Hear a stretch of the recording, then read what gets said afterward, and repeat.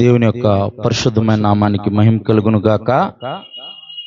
కూడి వచ్చిన సంఘం అంతటికి లోకరక్షకుడైన యేసుప్రభు వారి పరిశుద్ధ నామమున అందరికీ వందనాలండి. మరి వాక్యము ధ్యానం చేద్దాం, సమయానికి ముగించుకుందాం. పరిశుద్ధ గ్రంథంలో నుంచి మత్తయి సువార్త 25వ అధ్యాయము 13వ వచనం. పరిశుద్ధ గ్రంథంలో నుంచి మత్తయి సువార్త 25వ అధ్యాయము 13వ వచనం. ఆ దినమైనను ఆ గడి అయినను మీకు తెలియదు గనక మెలకుగా ఉండుడి. చాలమ్మా. ఆ దినమైనను గడి అయినను మీకు తెలియదు గనక మెలకుగా ఉండుడి. ప్రార్థన చేసుకుందాం. ప్రేమ నమ్మకం కలిగిన పరలోకపు తండ్రి, నీ పరిశుద్ధమైన అత్యున్నతమైన ఘనమైన నామాన్ని బట్టి మీకు వందనాలు, కృతజ్ఞతాస్తుతులు, స్తోత్రాలు తండ్రి. ఈ రాత్రికాల సమయంలో మేమేమై ఉన్నామో అది కేవలము నీ కృపను బట్టే నాయన. మా భక్తి కాదు, మా శక్తి కాదు, మా ప్రయాస కాదు నాయన. నీ కృప చేతనే మేము రక్షింపబడ్డాము నాయన. నీ కృప ద్వారానే నీవు మమ్మల్ని జ్ఞాపకం చేసుకుని ప్రభా, అయా మా పైన ఏలుబడి చేస్తున్న ప్రతి విధమైన పాపం నుంచి ప్రభా నీ పరిశుద్ధ రక్తం ద్వారా మాకు విడుదల, విమోచన కలగజేసి నిత్య జీవానికి వారసులుగా చేసిన తండ్రి, ఈ రాత్రికాల సమయంలో ప్రభువా అయా నీ వాక్యాన్ని ధ్యానిస్తుండగా నీ వాక్యము అయా మా పాదములకు దీపము, మా త్రోవకు వెలుగై ఉంది నాయన. ఈ రాత్రికాల సమయంలో నీ వాక్యపు వెలుగులో ప్రభా మమ్మల్ని మీరు నడిపించండి ప్రభా. నీ వాక్యంతో ప్రభా మమ్మల్ని దర్శించండి ప్రభా. అయా నీ వాక్యము బండలను బద్దలు కొట్టు సుత్తు వంటిది నాయన, చాకలవాణి సబ్బు వంటిది నాయన. అయా నీ బలమైన వాక్కుతో ఈ రాత్రికాల సమయంలో మీరు నాతో మా అందరితో మేము మాట్లాడి ప్రభా, అయా విన్న వాక్యాన్ని ప్రభా మా హృదయాల్లో ముద్రించుకొని ప్రభా మేము నూరంతులుగా ఫలించే భాగ్యాన్ని మా అందరికీ మీరు దయచేయమని యేసు పరిశుద్ధ నామమున ప్రార్థిస్తున్నాము తండ్రి, ఆమేన్. మత్తయి సువార్త పరిశుద్ధ గ్రంథంలో నుంచి మత్తయి సువార్త 25వ అధ్యాయము 13వ వచనం. ఆ దినమైనను గడి అయినను మీకు తెలియదు గనక మెలకుగా ఉండుడి. యేసు ప్రభువారు ఈ భూమి మీద నివసిస్తున్న కాలంలో తన శిష్యులకు పరలోక రాజ్యం గురించిన ఉపమానాలు చెబుతూ ఉన్నారు. మనం 24వ అధ్యాయం గనక చూసుకున్నట్టయితే అక్కడ లోకంలో జరగబోయే సంగతులు, అంటే దేవుని యొక్క పరలోక రాజ్యము చేరబోయే ముందు ఎలాంటి శ్రమలు వస్తాయి, ఎలాంటి విపత్తులు సంభవిస్తాయి అని చెప్పేసి యేసు ప్రభువారు అక్కడ 24వ అధ్యాయంలో చెబుతూ 25వ అధ్యాయము 13వ వచనంలో ఆ దినమైనను ఆ గడైనను మీకు తెలియదు గనక మెలకుగా ఉండుడి. యేసు ప్రభువారు సిలువ మీదకి ఎక్కబోతున్నప్పుడు కూడా తన శిష్యులను తీసుకొని గెత్సెమనే తోటకి, ఆయన అనేక పలుమార్లు గెత్సెమనే తోటకి వెళ్ళి అక్కడ ఆయన ప్రార్థిస్తూ ఉండేవారు. అలాగే సిలువకి అప్పగింపబోయే ముందు ఇస్కరియోతు యూదా యేసు ప్రభువారిని అప్పగింపబోయే ముందు కూడా ఆ రాత్రికాల సమయంలో కూడా యేసు ప్రభువారు తన శిష్యులను తీసుకొని, తనకు ప్రియమైన శిష్యులను తీసుకొని గెత్సెమనే తోటకు వెళ్ళి ఆ వారిని అక్కడ విడిచిపెట్టి ఆయన కొంచెం దూరం వెళ్ళి ఆయన మొరపెట్టినట్టు మనం చూస్తాం. మళ్ళీ వచ్చి మీరు కూడా కొంచెం సేపు మొరపెట్టండి అన్నప్పుడు వారు నిద్రాభారం కలిగి మొరపెట్టిన వారిగా ఉన్నప్పుడు ఒక గడైనను కూడా మీరు మొరపెట్టరా అని యేసు ప్రభువారు చెబుతున్నారు. అలాగే ఇక్కడ 25వ అధ్యాయం 13వ వచనంలో కూడా ఆ దినమైనను ఆ గడైనను మీకు తెలియదు గనక మెలకుగా ఉండుడి. మెలకుగా ఉండుడి అని అంటే నిద్రపోవద్దని కాదు, నిద్రపోవద్దని కాదు, పనులు చేసుకోవద్దని కాదు. మెలకుగా ఉండుడి అని అంటే స్పృహ, ఆత్మీయ స్పృహ కలిగి మనం జీవించే వారిగా ఉండాలి. మనం ఈ పాకలోకంలో జీవిస్తూ ఉన్నాం. మనకు నచ్చినట్టు మనం జీవించకుండా, లోకాశలను అనుసరించి మనం జీవించకుండా, దేవుని ఆత్మను అనుసరించి మనం జీవించే వారిగా ఉండాలని యేసు ప్రభువారు ఇక్కడ చెబుతూ మత్తయి సువార్త 25వ అధ్యాయము 1వ వచనం చదువమ్మా. పరలోక రాజ్యము తమ దివిటీలు పట్టుకొని పెళ్లి కుమారుని ఎదుర్కొనుటకు బయలుదేరిన 10 మంది కన్యకలను పోలి ఉందంట. ఎలాగుందంట? పరలోక రాజ్యము, దేవుని రాజ్యము.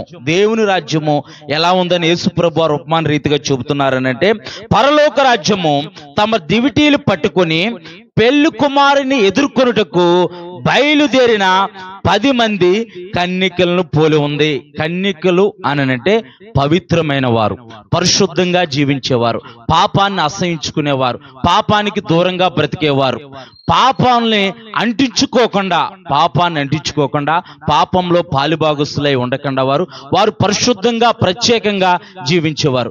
మనం కూడా లోకంలో లోకాశలతో ఉన్నప్పుడు పరిశుద్ధుడైన యేసు ప్రభువారు, లోకరక్షకుడైన యేసు ప్రభువారు కన్యకైన మరీ గర్భాన్ని జన్మించి మన పాప భారం నుంచి మనల్ని విడిపించాడు గనక మనము కూడా ఈ పాపలోహంలో ప్రత్యేకమైన వారిగా ఉండాలి. ఎలా ఉండాలమ్మా?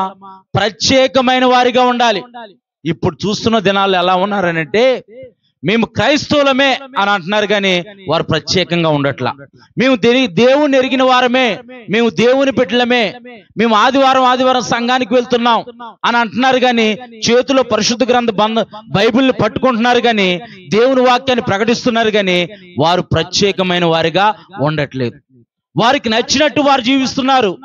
వారికి నచ్చినట్టు వారు జీవిస్తూ కూడా దేవుని యొక్క వాక్యానికి ముడిపెడుతున్నారు. దేవుని యొక్క వాక్యము ఈ విధంగానే చెబుతుందని దేవుని యొక్క వాక్యాన్ని వక్రీకరిస్తున్నారు. యేసు ప్రభువారు అంటున్నారు, పరలోక రాజ్యము తమ దివిటీలు పట్టుకొని పెళ్లి కుమారుని ఎదుర్కొనుటకు బయలుదేరిన 10 మంది కన్యకలను పోలి ఉందంట. కన్యక అంటే పరిశుద్ధంగా జీవించేవారు, పవిత్రంగా ఉండేవారు. లోకంలో నుంచి మనం వేరు చేయబడ్డాం, పాపం నుంచి మనం వేరు చేయబడ్డాం. మనం పరిశుద్ధంగా జీవించాలి. పరిశుద్ధతే దేవునికి అనుకూలమైనది.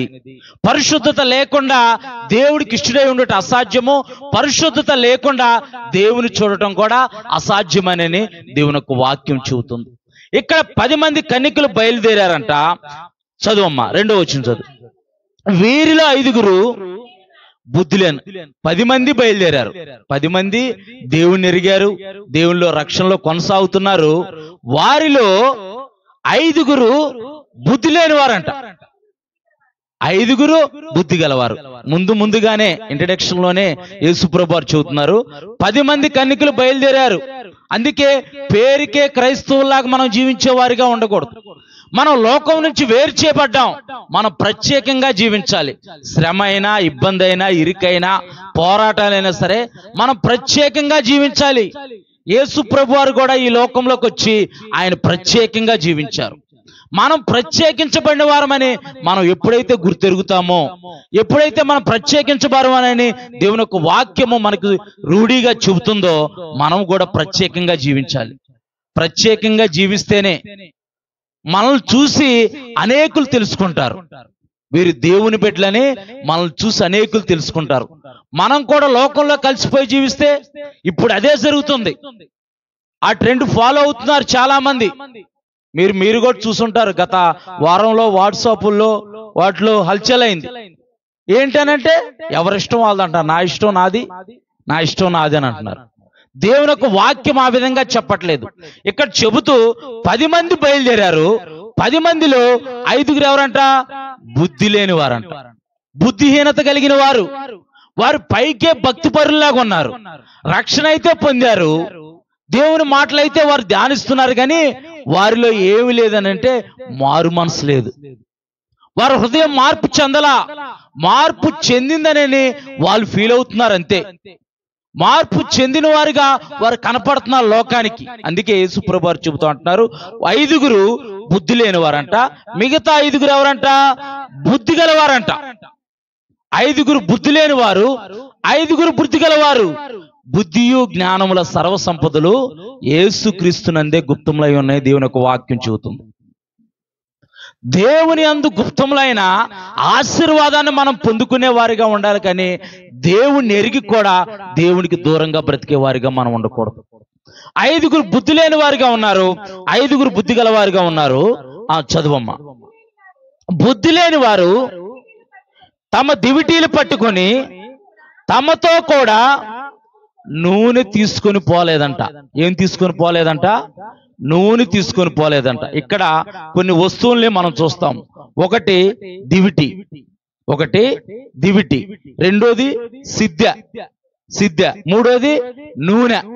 3 వస్తువులు మనం చూస్తున్నాం. 10 మంది కన్యకలు ఉన్నారు.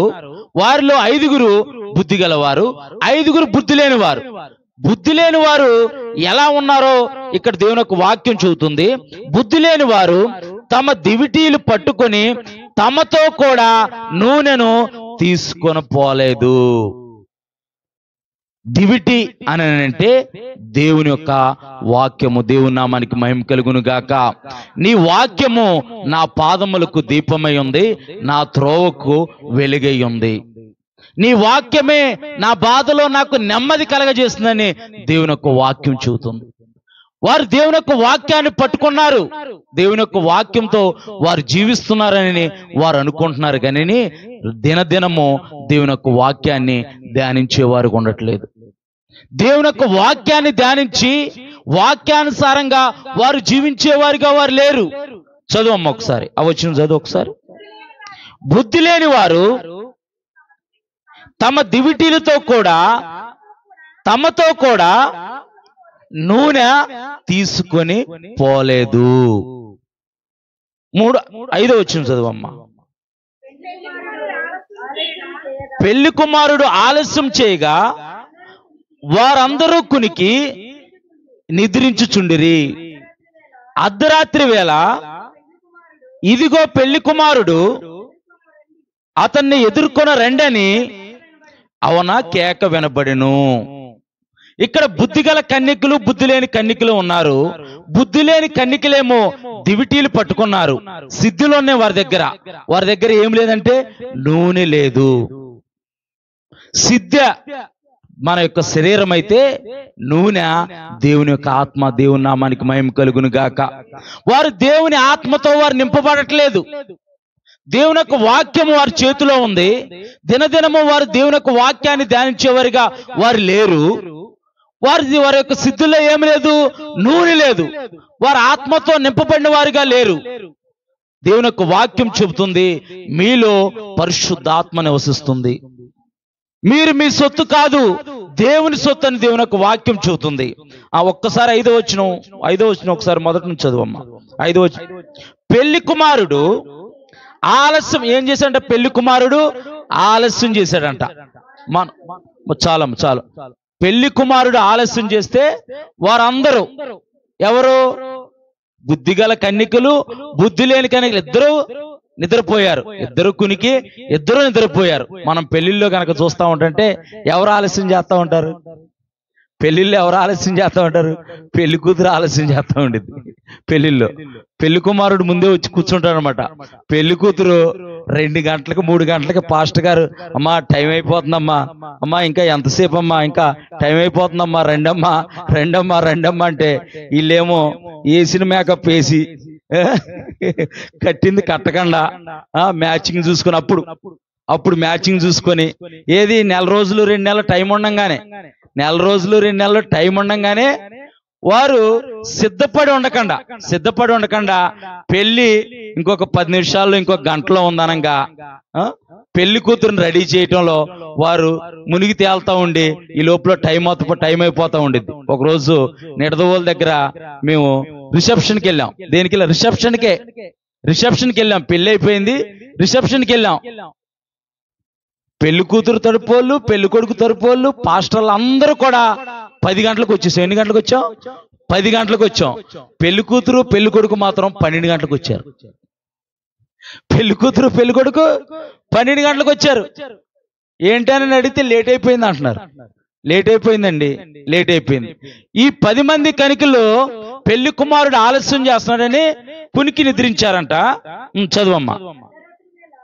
అర్ధరాత్రి వేళ ఇదిగో పెళ్లి కుమారుడు అతన్ని ఎదుర్కొన రండని కేక వినబడెను. బోర శబ్దం వినబడగానే మృతులైన ప్రతి ఒక్కరూ లేస్తారని దేవుని యొక్క వాక్యము రాయబడి ఉంది.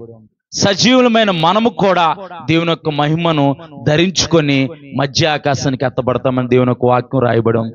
ఇక్కడ పెళ్లి కుమారుడు ఎదుర్కొన రండని కేక వినబడిను. అప్పుడు కన్నికలందరూ లేచారంట. కన్నికలందరూ లేచి తమ దివిటీలు చక్కబరిచిరి గాని బుద్ధి లేని కన్నికలు మా దివిటీలు ఆరిపోచున్నవి గనక మీ నూనెలో కొంచెము మా కీయుడని బుద్ధిగల వారిని అడిగిరి. అందుకు బుద్ధిగల కన్నికలు మాకును మీకును ఇది చాలదేమో, చాలమ్మ మాకును మీకును ఇది చాలదేమో, నేనొక్కడనే ప్రార్థన చేస్తే నా కుటుంబం రక్షింపబడదు, నేనొక్కడనే దేవుని దగ్గరకు వస్తే నా కుటుంబం రక్షింపబడదు. నడిపించగలుగుతానేమో, ఏదో కింద గురించి 4 మాటలు చెప్పి కుటుంబాన్ని నడిపించగలుగుతానేమో. దేవుని యొక్క రాజ్యం చేరాలంటే ఎవరి భక్తి వారే సాధకం చేసుకోవాలి. దేవుని నామానికి మహిమ కలుగును గాక. ఎవరి భక్తి వారే సాధకం చేసుకునే వారిగా ఉండాలి. ఇక్కడ బుద్ధిగల కన్నికలేమో వారి ఆత్మలో మండించబడుతున్నారు, దేవుని ఆత్మతో నింపబడి ఉన్నారు. అందరూ నిద్రించారు. పెళ్లి కుమారుణ్ణి ఎదుర్కొని రండి అని కేక వినపడగానే, ఆ బోర శబ్దం వినపడగానే అందరూ లేచి తమ దివిటీలు సిద్ధపరచుకున్నారు. బుద్ధిగల కన్నికలేమో వారు ఎగస్ట్రా నూనె పట్టుకుని వెళ్ళిపోయారు వారి సిద్ధిలో. బుద్ధి లేని కన్నికలేమో వస్తాడా రాడా, ఎప్పటి నుంచో చెబుతున్నారు వస్తారని, వస్తే వస్తాడు లేకపోతే లేదు. ఏదో మనతో పాటు మనం కూడా గుంపులో కలిసిపోయి హల్లెలూయా అంటే మనం కూడా పరలోక రాజ్యం వెళ్ళిపోతామని చెప్పేసి కొందరు అనుకుంటూ ఉంటారు. గుంపులో కలిస్తే కాదు, నీవు ప్రత్యేకంగా ఉంటేనే, దేవుని కొరకు ప్రత్యేకంగా జీవిస్తేనే, ఆయన పరిశుద్ధ రక్తంలో నీవు కడగబడి మారు మనసు పొందితేనే దేవుని రాజ్యంలో నీకు ప్రవేశం నిశ్చయంగా అనుగ్రహించబడుతుంది. దేవుని నామానికి మహిమ కలుగును గాక. ఈ బుద్ధిగల కన్నికలు ముందుగానే నూనె సిద్ధపరచుకున్నారు. వారు దినదినము ప్రార్థనలో ఎదుగుతున్నారు, దేవునితో సహవాసం చేస్తున్నారు. వారి చేతుల్లో కూడా దేవుని యొక్క వాక్యం ఉంది. వారికి వాక్యం తెలుసు, దేవుని కట్టడలు తెలుసు, దేవుని నియమాలు తెలుసు. కానీ వారు దేవుని నియమాన్ని అతిక్రమించి జీవించే వారిగా ఉన్నారు. దేవుడి ఆత్మానుసారంగా వారు జీవించట్లేదు. వారిలో పరిశుద్ధాత్మ నింపబడి ఉందని, వారిలో పరిశుద్ధాత్మ ఆలయంగా నివసిస్తున్నాడని వారు గుర్తెరక వారి ఇష్టానుసారంగా వారు జీవిస్తూ ఆత్మను దుఃఖపరిచే వారిగా ఉన్నారు. దేవుని అభిషేకం పొందుకోని వారిగా ఉన్నారు. మనందరం ఇప్పుడు ఇలా మనమందరము సమాజంగా కూడి దేవుని నామాన్ని మహింపరుస్తున్నామంటే దేవుని అభిషేకము మనల్ని తాగుతుందని అర్థం. దేవుని నామానికి మహిమ కలుగును గాక. మనం ఒకవేళ కష్టంలో వచ్చావేమో, ఒకవేళ ఇబ్బందిలో వచ్చావేమో, ఒకవేళ వేదనలో వచ్చావేమో, నా జీవితం ఏంటని నువ్వు వచ్చావేమో, కానీ దేవుని అభిషేకంతో దేవుడు నిన్ను తాగుతున్నాడు. దేవుని నామానికి మహిమ కలుగును గాక. వారు రొట్టి ఇచ్చుట యందు, అపోస్తుల బోధ యందు, సహవాసమందు వారు ఎడతెగ జీవించారంట. ఆదివారం ఒక్కరోజే ఆరాధనకి వెళ్తే సరిపోదు. ఆదివారం ఒక్కరోజే నీవు ఆరాధనకి వెళ్తున్నా సరే వారాంతరపు కూడికల్లో నీవు పాల్గొనాలి. దేవునితో సహవాసం కలిగి నీవు జీవించాలి. దేవునితో అనుబంధం కలిగి నీవు జీవించాలి. దేవునితో నువ్వు ఎప్పుడైతే అన్యోన్య సహవాసం కలిగి జీవిస్తావో దేవుని యొక్క ఆత్మ నీ మీద సమృద్ధిగా కుమ్మరించబడుతుంది. దేవుని నామానికి మహిమ కలుగును గాక.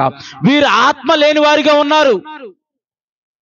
ఆత్మ యెహోవా పెట్టిన దీపమని దేవుని యొక్క వాక్యం చెబుతుంది. వీరి ఆత్మ మండించబడట్లేదు, వీరి ఆత్మ ఆరిపోయే స్థితిలో ఉంది. అక్కడ చదువమ్మ, మరొకసారి చదువు. ఒకసారి 8వ వచనం ఒకసారి చదువు. 7 నుంచి చదువు.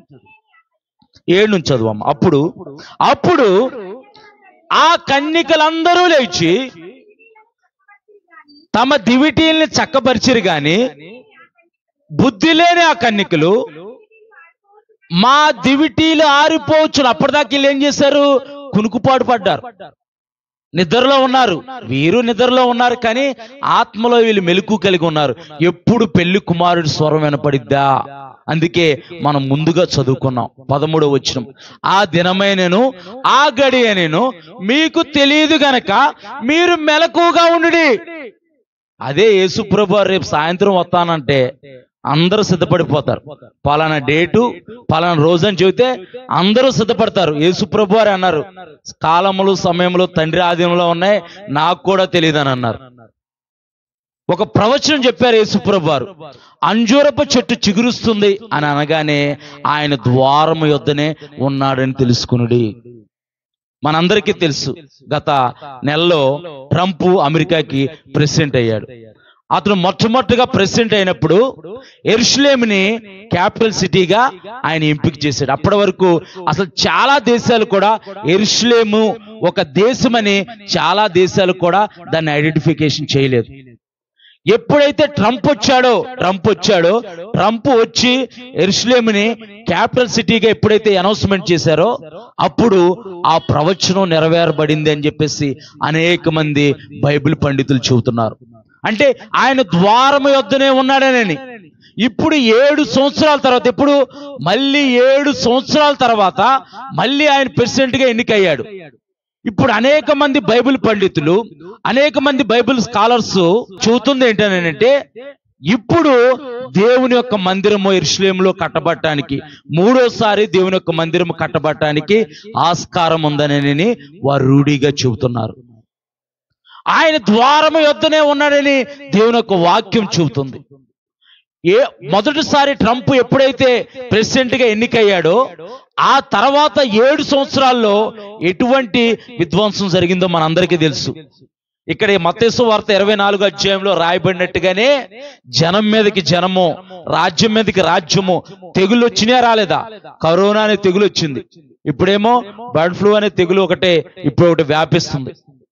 ఇప్పుడు మళ్ళీ ఎన్నికయ్యాడు. అనేక మంది బైబిల్ స్కాలర్స్ చెప్పేది ఏంటంటే, 3వ మందిరము కట్టడానికి ఆస్కారం ఉంది. ఒకవేళ మందిరము కట్టబడితే గనక, హేయకరమైన వస్తువు మందిరంలో ప్రతిష్ఠిస్తే గనక ఆయన రావటానికి ఆస్కారం ఉందని అనేక మంది బైబిల్ పండితులు చెబుతున్నారు. మరి మనం మెలకు కలిగి ప్రార్థించే వారిగా ఉన్నామా, లేకపోతే కునికిపాటు వేసేవారిగా ఉన్నామా? కునికి నిద్రించేవారిగా మనం ఉన్నామా? ప్రియమైన దేవుని సంగమా, ప్రియమైన దేవుని జనాంగమా, ఆ దినమైన ఆ గడియను మీకు తెలియదు గనక మీరు మెలకుగా ఉండడని దేవుని యొక్క వాక్యం చెబుతుంది. ఇక్కడ బుద్ధిగల కన్యకలేమో తమ దివిటీలు సిద్ధపరుచుకున్నారు, వారు ఆత్మలో మన్నించబడ్డారు, వారి నూనె కొంచెం వారి దగ్గర ఎగస్ట్రా ఉంచుకొని ఉన్నారు. అంటే వారు దినదినము దేవుళ్ళో ఎదిగేవారిగా ఉండాలి. దేవుని యొక్క సన్నిధిలోనే మనం ఉండి ఎదిగేవారిగా కాకుండా, మన ఖాళీ సమయాల్లో కూడా, మన ఇంటి దగ్గర కూడా ఉదయకాలమే లెగంగానే దేవుని యొక్క సన్నిధిలో గడిపేవారిగా మనం ఉండాలి. ఇంకా రక్షణలోకి నేను రావట్లేదని నువ్వు అనుకుంటున్నావా? ఇదే అనుకూలమైన సమయం. ఈ సమయం మళ్ళీ వస్తుందో రాదో ఎవరు చెప్పలేము. రేపు ఏం జరుగుతుందో కూడా అర్థం కాని పరిస్థితిలో మనం జీవిస్తున్నాము. మధ్యాహ్నం 3 అయిందని చెప్పేసి టైం చూస్తే గంట అయినట్టే ఉంది. నాకు గంట అయినట్టు ఉంది. సాయంత్రం టైం చూస్తే 5 అయిపోయినట్టు ఉంది. సమయం చాలా త్వరగా గడిచిపోతుంది. సమయం చాలా స్పీడ్గా గడిచిపోతుంది. అంటే దేవుడు ద్వారము యొద్దనే ఉన్నాడని అర్థం. చదువు ఒకసారి 7వ వచనం కాని చదువు ఒకసారి. అప్పుడు ఆ కన్యకలందరూ లేచి తమ దివిటీల్ని చక్కపరిచిరు, కానీ బుద్ధి లేని ఆ కన్యకలు, మా దివిటీలు ఆరిపోచున్నవి గనక మీ నూనెలో కొంచెం మా కీడని బుద్ధిగల వారిని అడిగారంట. అందుకు బుద్ధిగల కన్యకలు, మాకును మీకును ఇది చాలదేమో, మీరు అమ్మవారి ఎద్దుకు పోయి కొనుక్కోండి అని చెప్పారు. తల్లి ప్రార్థన చేస్తుంది కానీ పిల్ల రక్షింపబడదు. పిల్ల దేవుని రాజ్యం చేరదు. పిల్ల ప్రార్థన పిల్ల చేయాలి, తల్లి ప్రార్థన తల్లి చేయాలి. ఎవరు ప్రార్థన వారు చేయాలి, ఎవరు భక్తి వారు సాధకం చేసుకోవాలి. వీరు బుద్ధిగల కన్యకలు నూనెని ముందుగానే సిద్ధపరచుకొని నూనెని తెచ్చుకున్నారు. బుద్ధి లేని వారు తెచ్చుకోవాలా. ఎందుకనంటే వాళ్ళ దగ్గర ఉంది కదా, వాళ్ళు ప్రార్థన చేస్తున్నారు కదా, మా అమ్మ ప్రార్థన చేస్తుంది కదా, మా డాడీ ప్రార్థన చేస్తున్నాడు కదా, నేను కూడా వారితో పాటు దేవుని రాజ్యం వెళ్ళిపోతారు అని అనుకుంటూ ఉంటారు చాలా మంది. మనము పిల్లలకి చిన్న వయసు ఉండగానే దేవుని గురించి మనం వారికి నేర్పించాలి. దేవుని రాజ్యం గురించి వారికి చెప్పాలి. ఎవరు ప్రార్థన వారే చేయాలి, ఎవరు భక్తి వారే సాధకం చేసుకోవాలి. ఇక్కడ బుద్ధిగల కన్యకలు ముందుగానే నూనెను సిద్ధపరచుకున్నారు. సమయం వచ్చింది, పెళ్లి కుమారుడు వస్తున్నాడని బుద్ధి లేని వారి యొక్క దివిటీలు ఆరిపోచున్నాయంట. వారు మాకు కూడా మీ దగ్గర ఉన్న నూనె కొద్ది కావాలని అన్నారు. వీళ్ళు బుద్ధిగల కన్యకలు అన్నారు, ఇది మీకు మాకు సరిపోదమ్మా, ఇది మీకు మాకు సరిపోదు, మీరు వీధిలోకి వెళ్ళి అమ్మేవారి దగ్గర నూనెను కొనుక్కోండి. వీరు వెళ్ళారు, కొనుక్కోవటానికి వెళ్ళారు. అప్పటికప్పుడు ప్రార్థన చేస్తే రక్షింపబడం. అప్పటికప్పుడు రక్షణ తీసుకొని, ప్రభువా నేను హృదయపూర్వకంగా విశ్వసిస్తున్నాను ప్రభువా అని అప్పటికప్పుడు రక్షణ తీసుకోవటం కాదు, సిద్ధపాటు కలిగి ఉండాలి. దేవుని నామానికి మహిమ కలుగును గాక. సిద్ధపాటు నువ్వు కలిగి ఉండాలి. సిద్ధపాటు కలిగి లేకుండా దేవుడు వచ్చేస్తున్నాడు, దేవుని రాజ్యం వచ్చేస్తున్నానంటే, ప్రభువా నేను కూడా నేను నమ్ముతున్నానంటే అప్పుడు రొమ్ము కొట్టుకొని ఏరుస్తారంట. ప్రతి నేత్రము చూసి రొమ్ము కొట్టుకొని ఏరుస్తారని దేవుని ఒక వాక్యం చెబుతుంది. ఇక్కడ ఈ బుద్ధి లేని వారి పరిస్థితి ఏం జరిగిందో ఒకసారి చూద్దాం. చదువమ్మా. వారు కొనబోవుచుండగా పెళ్లి కుమారుడు వచ్చెను. అప్పుడు సిద్ధపడి ఉన్నవారు అతనితో కూడా పెళ్లి విందుకు లోపలికి పోయిరి. దేవుని నామానికి మహిమ కలుగును గాక. తీతుకు రాసిన పత్రిక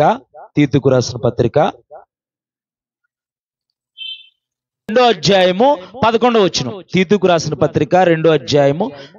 ఏలయనగా సమస్త మనుషులకు రక్షణమైన దేవుని కృప ప్రత్యక్షమై మనము భక్తిహీనతను ఇహలోక సంబంధమైన దురాశలను విసర్జించి శుభప్రదమైన నిరీక్షణ నిమిత్తము, అనగా మహాదేవుడును మన రక్షకుడైన యేసుక్రీస్తు మహిమ యొక్క ప్రత్యక్షత కొరకు ఎదురు చూచుచు ఈ లోకములో స్వస్థత బుద్ధితోనూ నీతితోనూ భక్తితోనూ బ్రతుకుచుండవలని మనకి బోధించుచున్నది దేవుని యొక్క వాక్యము.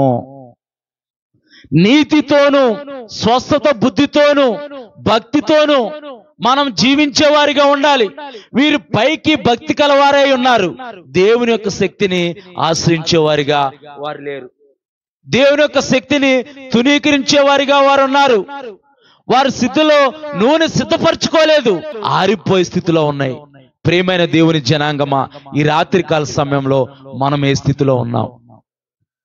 మన దివిటీలు మండించబడుతున్నాయా, ఆరిపోయే స్థితిలో ఉన్నాయా? ఒకవేళ ఆరిపోయే స్థితిలో ఉంటే ఈ రాత్రికాల సమయంలో దేవుడు మరొక అవకాశాన్ని నీకు నాకు ఇస్తున్నాడు. ఈ రాత్రికాల సమయంలోనైనా ఈ దేవుని యొక్క వాక్యము చేత, దేవుని మాటల చేత నీవు మండించబడితే, దేవుని ఆత్మతో నీవు నింపబడితే, దేవుని యొక్క ఆత్మ అభిషేకము నీ మీద కుమ్మరించబడుతూ ఉండిద్ది. దేవుని యొక్క ఆత్మ అభిషేకము నీ మీద కుమ్మరించబడుతున్నప్పుడు దేవుని యొక్క శక్తిని నీవు అనుభవిస్తావు. నీ మీద ఏలుబడి చేస్తున్న ప్రతి చీకటి కట్లన్నిటి నుంచి నువ్వు విడుదల పొందుకుంటావు. దేవుని నామానికి మహిమ కలుగును గాక. వారు దేవుని ఆత్మతో మండించబడుతున్నారు, దేవుని శక్తితో వారు నింపబడ్డారు. వారి మీద ఎటువంటి చీకటి ఏలుబడి చేయట్లేదు. ఈ బుద్ధి లేని వారు పైకి భక్తి గలవారిగా ఉన్నారు కానీ దేవుని శక్తిని ఆశ్రయించే వారిగా లేరు. అందుకే వారిని మొట్టమొదటే బుద్ధి లేని వారని యేసుప్రభువు వారు అంటున్నారు. మనం ఈ రాత్రికాల సమయంలో బుద్ధిగల కన్యకలేమో బహుమానాన్ని పొందుకున్నారు, బుద్ధి లేని కన్యకలేమో ఏం పొందుకున్నారు చెప్పాలి మీరు? అవమానాన్ని పొందుకున్నారు. బుద్ధిగల కన్యకలు బహుమానాన్ని పొందుకుంటే బుద్ధి లేని కన్యకలు అవమానాన్ని పొందుకున్నారు, తిరస్కారాన్ని పొందుకున్నారు. చదువుదాం ఒకసారి, చదువమ్మది. అంతట తలుపులు వేయబడెను. ఆ తర్వాత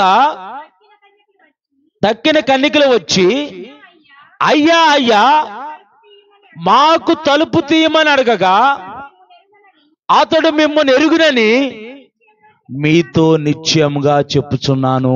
ప్రభువా ప్రభువా అని పిలిచే ప్రతి వాడు పరలోక రాజ్యంలో ప్రవేశించడని దేవుడు ఒక వాక్యం చెబుతుంది. అంటే పై పెదవులతో వారు దేవుణ్ణి స్తుతిస్తున్నారు కానీ వారి హృదయము దేవుడికి దూరంగా ఉంది. ఒకవేళ ఈ రాత్రికాల సమయంలో మనం కూడా బుద్ధిగల కన్యకల్లాగా ఉన్నామా, బుద్ధి లేని కన్యకల్లాగా ఉన్నామా?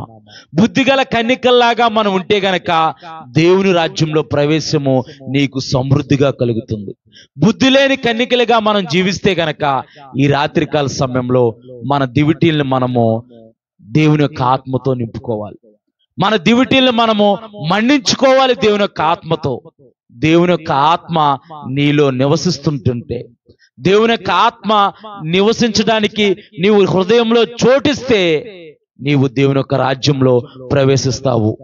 నా ఆత్మ లేనివాడు నా వాడు కాడు అంటున్నాడు దేవుడు. మరి దేవుని యొక్క ఆత్మ మనలో నివసిస్తుందా, నివసించట్లేదా? మనము బుద్ధిగల కన్నికల్లాగా ఉన్నామా, బుద్ధి లేని కన్నికల్లాగా ఉన్నామా? ఈ రాత్రికాల సమయంలో వారు ప్రభువా ప్రభు అని పిలిచారంట, అయ్యా అయ్యా అని పిలిచారంట. తలుపు మూయబడిను. లాజరు ధనవంతుడు ఉత్థానం మనకు తెలుసు. లాజరు ధనవంతుడు ఇద్దరు కూడా చనిపోయారు. ధనవంతుడేమో నరకంలో ఉన్నాడు, లాజరేమో అబ్రహాము రొమ్మున ఆనుకొని ఉన్నాడు. ధనవంతుడు అంటున్నాడు, తండ్రి అయిన అబ్రహామా, లాజరు యొక్క వేలుకొన నీటిలో ముంచి ఈ మంటలో నేను కాలుతున్నాను, నా నాలుక దప్పికొంటుంది, ఒక్క చుక్క నీటిని వేయమని అడుగుతుంటే అక్కడ వారు ఎక్కడికి, ఇక్కడ వారు అక్కడికి వెళ్ళటానికి మధ్యలో అగాధం ఉంది. ఇక్కడ వారు అక్కడికి, అక్కడ వారు ఎక్కడికి రావటానికి ఆస్కారం లేదని అబ్రహాం చెప్పినట్టు దేవుని యొక్క వాక్యంలో మనం చూడగలుగుతాం. ఇదే చివరి రాత్రి అయితే, ఇదే చివరి దినమైతే మనము ఎక్కడ ఉంటామో మనల్ని మనం పరిశీలన చేసుకుందాం. ఈ బుద్ధిగల కన్యకులు, బుద్ధి లేని కన్యకులు ఉపమానం ద్వారా ఈ రాత్రికాల సమయంలో మనము కొన్ని ఆత్మీయ పాఠాలు నేర్చుకున్నాం గనక మనము బుద్ధిగల కన్యకలుగా ఉండటానికి, మనము ఎప్పుడు కూడా మన దివిటీలు మండే విధంగా దేవుని ఆత్మతో మనం మండించబడే ఉండగా, దేవుని యొక్క వాక్యంతో మనం మండించబడే విధంగా మన జీవితాల్ని మనం వెలిగించుకుంటే, దేవుని యొక్క వాక్యం చేత వెలిగించుకుంటే దేవుని యొక్క రాజ్యంలో ప్రవేశము సమృద్ధిగా కలుగుతుంది. గనక కునుకుపాటును విడిచిపెడదాం, అలాలోపలను విడిచిపెడదాం, అశ్రద్ధను విడిచిపెడదాం, బద్ధకాన్ని విడిచిపెడదాం. ఇప్పటికైనా ఇక నుంచైనా సరే వచ్చుచున్నవాడు త్వరగా వస్తున్నాడు గనక, ఆయన ద్వారము యొద్దనే ఉన్నాడు గనక మనల్ని మనం సిద్ధపరచుకొని అనేకుల్ని సిద్ధపడదాం. అటువంటి కృప పరిశుద్ధాత్మ దేవుడు మనకు అనుగ్రహించును గాక. ఆమేన్. అందరం ప్రార్థన చేసుకుందాం, అందరం ప్రార్థన చేసుకుందాం, అందరం ప్రార్థన చేసుకుందాం. ప్రార్థన చేయండి, అందరం ప్రార్థన చేసుకుందాం. అవును ప్రభా, ఈ రాత్రికాల సమయంలో బుద్ధిగల కన్యకులు, బుద్ధి లేని కన్యకుల ఉపమానం నుంచి ప్రభా, బుద్ధిగల కన్యకులు బహుమానాన్ని పొందుకున్నారు నాయన, బుద్ధి లేని కన్యకులు అవమానాన్ని, తిరస్కారాన్ని పొందుకున్నారు నాయన. నాయన, మేము బుద్ధి లేని కన్యకుల స్థితిలో ఉంటే మమ్మల్ని క్షమించు ప్రభా. అయా, మమ్మల్ని క్షమించుడు ప్రభా. నీవు క్షమించుటకు సిద్ధ మనసు గలవాడివి నాయన. నీతో సహవాసం కలిగి ఉండాలి నాయన. అయా, దినదినము నీ ఆత్మలో మేము వృద్ధిల్లాలి నాయన. ప్రియుడా, నీ ఆత్మ వృద్ధిచున్న ప్రకారము నీవు అన్ని విషయంలో సౌఖ్యంగా ఉంటామని దేవుని యొక్క వాక్యం చూస్తుంది. మన దినదినము దేవుని యొక్క ఆత్మ చేత వృద్ధిల్లే వారిగా ఉంటే, దేవుని యొక్క ఆత్మ చేత నింపబడే వారిగా ఉంటే, పరిశుద్ధాత్ముడు మనలో నివసిస్తున్నాడు, పరిశుద్ధాత్మ దేవుణ్ణి మనం దుఃఖపరచకూడదని జ్ఞానము మనలో ఉంటే గనక మనము దేవుని యొక్క రాజ్యంలో మనము నివసించడానికి ఆస్కారం ఉంది. గనక ఈ రాత్రికాల సమయంలో మనల్ని మనం పరిశీలన చేసుకుందాం. ఎవరు మౌనంగా ఉండొద్దు, ఎవరు మౌనంగా ఉండొద్దు.